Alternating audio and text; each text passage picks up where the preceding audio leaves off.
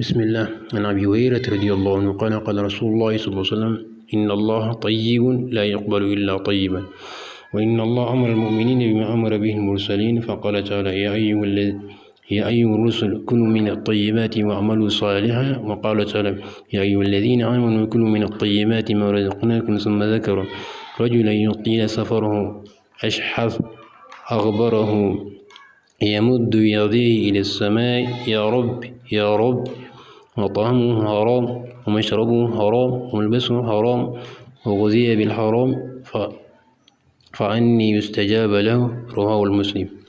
عند أوزريتي أبو هريرة The Messenger of Allah said حديث أبو هريرة قواس ربي نجي قاري سيسر حجالة إرقمان قويته كنجي Allah Almighty is a God, accept only that which is a God. Rabbinki Allah subhanahu wa ta'ala gari male incapable.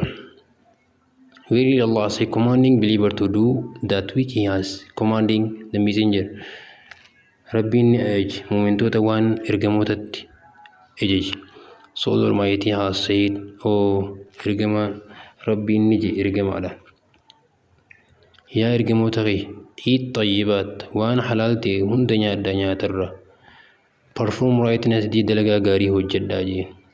The Almighty said, oh you who believe ya warra amantan eat the lawful thing waan isini fayyawmi halal kufa nyaadda waan isini qaninirra. They mention the case imman huaf egna niqasi the man of journeying far nawata ku qanimal iradimus di shelfing desti kham dukke matasa kana hagugde jirtu who is spreading out his hand to sky egna arkasa samikabi oh Lord ya Rabbi raju while his food is haram hala nyani ni nyaatu haramtiin hala fani nufati haramtiin wanti ni dingi yemen hala haramtiin akamin. So how can his supplication be answered? Akamin duayin sarrafu da machu duayin namarrafu da muf wanti atinyat wanti tudu wanti tulfat hal to kaba halal to kaba yecho.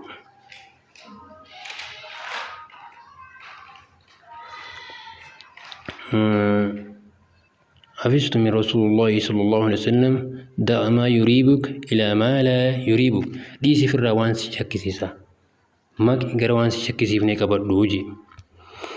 I'm rising from Messenger of Allah, peace and the blessing of Allah be upon. Leave that which makes you doubt for that which does not make you doubt. من حسن الإسلام المرء ترك ما لا يعنيه. قال رسول الله صلى الله عليه وسلم قوتا كنجي حديث أبو هريرة قواس ربي نجي قارسا يسر هجارة ترجمان قوتا كنجي. Perfect part of perfection once Islam لم تكن سلام من ساتول ويجون كافة وان يسلال لني في الرئيس يجي. لا يؤمن أحدكم حتى يحب لأخيه ما يحب لنفسه يجي. صلى الله عليه وسلم أن النبي صلى الله عليه وسلم إرجمان قوسان يجي تكون كيسانينا مني هنغوان أو فنجالة وبريساكي سنجالة نيجي. None of you truly believe until he love for his brother that which he loves for himself.